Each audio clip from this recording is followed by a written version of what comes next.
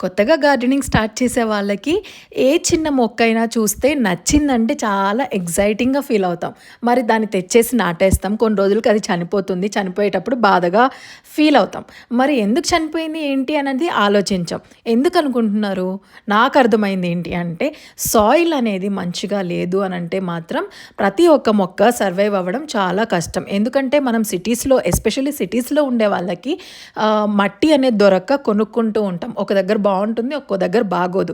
అలాగా బాగలేని దగ్గర తీసుకొచ్చి, బాగలేని సాయిల్‌లో మనం దాన్ని పెట్టి, మనం ఎన్ని ఎరువులు వేసినా అది సర్వైవ్ అవ్వడం చాలా కష్టంగా ఉంటుంది కదా! మరి ఇసుక కొనేటప్పుడు మనం జాగ్రత్తలు తీసుకొని కొనుక్కోవాలి. నాకైతే ప్రస్తుతానికి మా మామయ్య ఒకళ్ళు వ్యవసాయం చేస్తారు. అక్కడి నుంచి నేను తెప్పించుకుంటున్నా. మీకు అలాంటి పాసిబిలిటీస్ ఉంటే మాక్సిమం అదే చేయండి. లేదు అనుకుంటే మంచి మట్టి ఎక్కడ దొరుకుతుందో చూసి కొనుక్కోండి. మరి ఈ వీడియో ఎవరికి యూజ్ అవుతుందో వాళ్ళకి షేర్ చేయండి. Subscribe to tiny blooming.